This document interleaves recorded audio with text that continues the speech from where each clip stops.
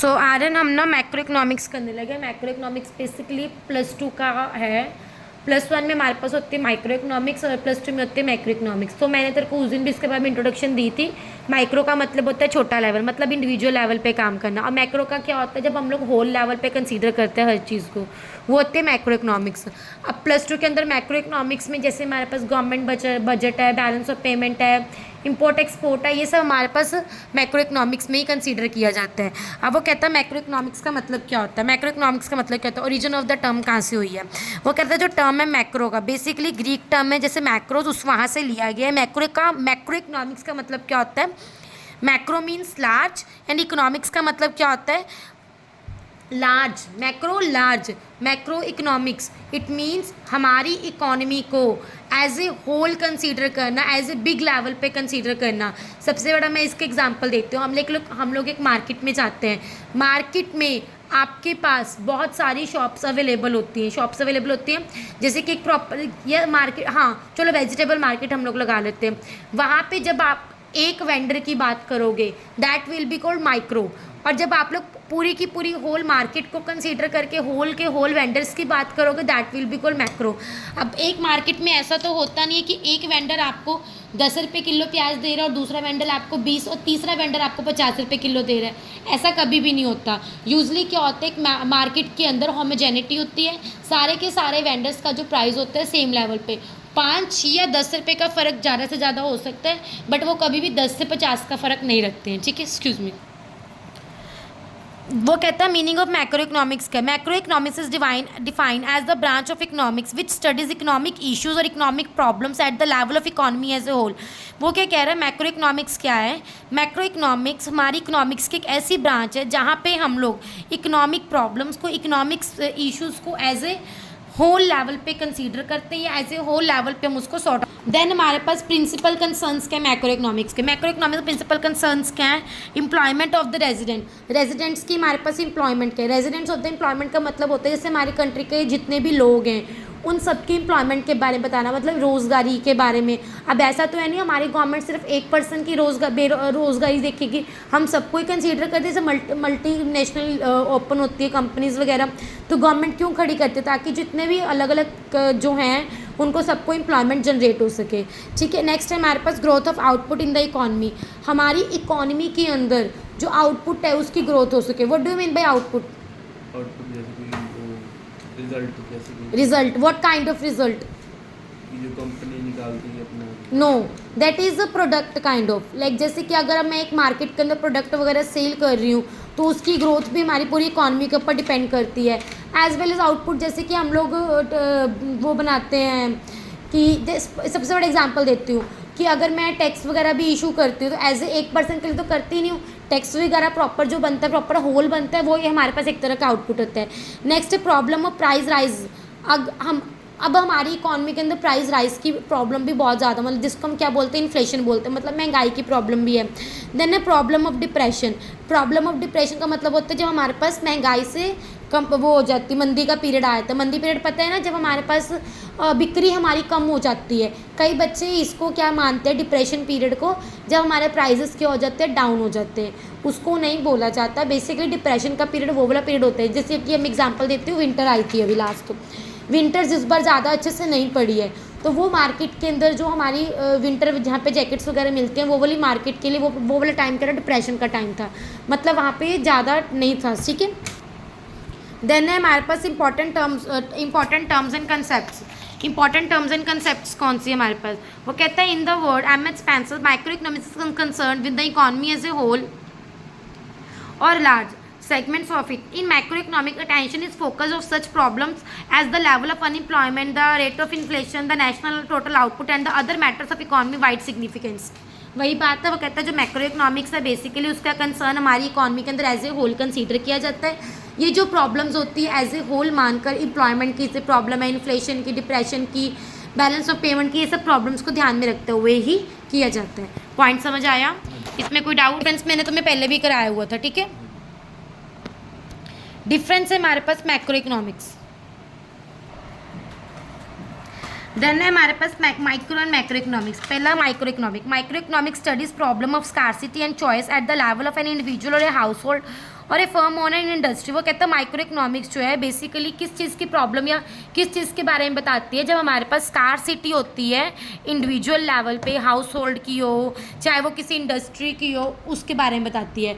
और macro economics क्या होती है? Macro economics studies the problems of scarcity and choice at the level of an economy as a whole. Point समझ आया? Next है हमारे पास सेंट्रल इशू। सेंट्रल इशू क्या है माइक्रो इकोनॉमिक्स में? Allocation of resources in the central issue is in micro economics. Allocation of resources का मतलब क्या होता है आर्यन?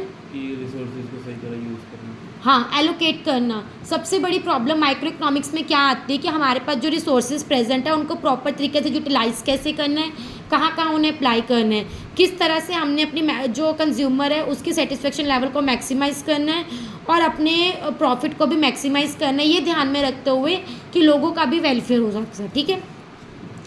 बट मैक्रो इकोनॉमिक्स में क्या होता है? Determination of the overall level of output and the central issue in macro economics. The simple भाषा के अंदर माइक्रो इकोनॉमिक्स के अंदर जो प्राइवेट कंसर्न है, जैसे कि तुम्हारी है, तुम बिजनेसमैन हो, तुम्हारा मेन कंसर्न क्या होगा कि तुमने सिर्फ अपने बारे में सोचो, तुम पूरी मार्केट के बारे में तो नहीं सोचोगे ना, तो तुमने सिर्फ अपने बारे में सोचना है कि हमारा प्रॉफिट मैक्सिमाइजेशन कैसे हो या हम अपने काम को कैसे बढ़ाएं।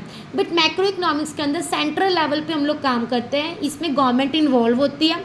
गवर्नमेंट का मेन मकसद क्या होता है? सोशल वेलफेयर करना, लोगों का सोशल वेलफेयर भी हो, बेनिफिट भी हो, सब कुछ ध्यान में रख के ही उसको काम करना पड़ता है। उसको अपने रिसोर्सेज को ऐसे ऐसे एलोकेट करना पड़ता है कि लोगों की भलाई भी प्रॉपर तरीके से हो। वो कहते हैं it relates to the choice of such policies strategies by the government and its institution so that economic growth is maximised along with the economic stability. Point समझ आ गया? नेक्स्ट है हमारे पास economic variables. Micro economic uses micro economic variables such as consumer demand and producer supply. इसके अंदर सिर्फ दो ही वेरिएबल्स आते हैं, कंज्यूमर्स की डिमांड एंड प्रोड्यूसर की सप्लाई। कोई भी मार्केट है दो तरह से चलती है। अब देख सिंपल भाषा के अंदर, अब तो मेरे पर ट्यूशन पढ़ने आया है तो मुझे कहे कि मैम मैंने अकाउंट्स की पढ़नी, इकोनॉमिक्स की नहीं पढ़नी है, what I will say you sorry I can't do that, क्योंकि मैं सिर्फ इकोनॉमिक्स और बिजनेस की ट्यूशन देती हूँ। बट इन केस अगर तू मेरे पास सिर्फ इकोनॉमिक्स और बिजनेस की बात कर रहा है तो मैं तेरे को वही प्रोवाइड करूँगी। मतलब कंज्यूमर की डिमांड और प्रोड्यूसर की सप्लाई के ऊपर डिपेंड करती है। बट मैक्रो इकोनॉमिक्स में क्या होता है? हम लोग एग्रीगेट डिमांड, एग्रीगेट सप्लाई को ही काउंट किया जाता है। फॉर एग्जाम्पल मैं तेरे को देती हूँ, तुम इधर इंस्टीट्यूट में ट्यूशन पढ़ते थे, इंस्टीट्यूट में क्या होता था? आपको होल लेवल पे जो पढ़ाया जाता था वही पढ़ते थे। अब जैसे अगर सपोज कर, अब तू मेरे पास एक दिन लेट आएगा, इज़ इट पॉसिबल कि जो तू एक दिन लेट आया, जो तेरे को मैंने कल काम करवाना था वो मैं तेरे को आज नहीं करवाऊंगी बल्कि आगे करा दूंगी? जब तू अकेले नहीं है ना तो मैं तेरे को वही करवाऊंगी। ये क्या हो गया? Micro economic. दोबारा समझाते हो इन दोनों में क्या फ़र्क है। तू अकेला है मेरे पास, अब तू मेरे पास कल आया, आज नहीं आया, फिर कल आया, तेरा काम कुछ स्किप होगा 2 to 3 पेजेस का, तो पहले वो 2 to 3 पेजेस का कंप्लीट करवाऊंगी फिर ही आगे कराऊंगी। This is called micro. मैंने तेरे हिसाब से काम कराया। मैक्रो क्या होगी? When I have 20 to 25 students, तो मेरे को एक या दो बच्चों के ना आए उनसे फ़र्क नहीं पड़ेगा, मैं अपना काम आगे कराऊंगी। एज लाइक अ स्कूल में हमारी क्लास होती है, that is totally like this. ठीक है।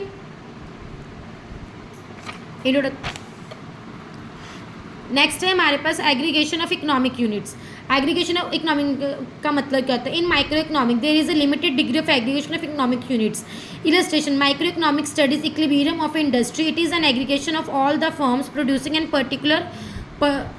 ए पर्टिकुलर कमोडिटी। वो कहता है माइक्रो इकोनॉमिक्स में क्या आता है? हमारे पास एग्रीगेशन की एक लिमिटेड डिग्री होती है।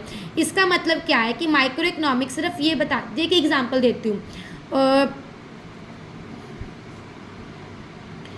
एक सोप, जैसे सोप है, एग्जांपल दिए मैं, सोप है, जितने भी सोप की इंडस्ट्रीज़ होंगी आपस में एक इक्विलिब्रियम लेवल पे काम करके ही वो अपना काम करेंगी। मतलब इनका जो एग्रीगेशन लेवल भी होता है लिमिटेड होता है, मतलब एक पर्टिकुलर स्पेसिफिक प्रोडक्ट से रिलेट ही करता है, एज ए होल नहीं होता। ठीक है। बट मैक्रो में क्या होता है? हम सारे के सारे प्रोडक्ट्स को काउंट करते हैं। जैसे कि उसने हमें क्या बोला? In macroeconomic, there is a wider degree of aggregation of economic units. This is because it studies economic problem issues at the level of an economy as a whole, which is an aggregation of all economic units in the economy. ठीक है। Next है हमारे पास economic agents. Here economic decisions are taken largely by individual economic agents like consumers and producers. They focus on maximization and personal gains. ठीक है। Next है hence economic decisions. Economic decisions are taken by the institution economic agents like RBI, SEBI, TRAI, ये सब। मतलब कि simple भाषा के अंदर माइक्रो के अंदर एक इंडिविजुअल फर्म और ये प्राइवेट सेक्टर काम करता है, बट मैक्रो लेवल पे पब्लिक कंसर्न होते हैं as well as government sector काम करते हैं। आरबीआई, टीआरएआई, सैबी, ये सब गवर्नमेंट सेक्टर्स हैं। मैक्रो लेवल पे ये एजेंट्स होते हैं, एजेंट्स का मतलब होता है जो मैक्रो लेवल को पूरा का पूरा आगे रन करते हैं। और माइक्रो लेवल पे कौन से आगे, जो consumers and producer single level पे आगे। देन है method of study. Method of study in micro economics is often described as partial equilibrium analysis, and इसके अंदर हमारे पास क्या आएगा, जनरल इक्विलिब्रियम प्राइसेस एनालिसिस। इसके बारे में डिटेल स्टडी मैं तेरे को आगे दूंगी, ठीक है। Then assumptions of study in micro economic, total output and employment are taken as constant while these are important variables in micro economics. In micro economic distribution of output income is taken as constant while it is important variable in micro economics. देख simple भाषा के अंदर क्या है, micro के अंदर total output या employment उसको कंसीडर किया जाता है, बट मैक्रो इकोनॉमिक्स में कितनी डिस्ट्रीब्यूशन की है आपने इनकम की, उसको कंसीडर किया जाता है, ठीक है।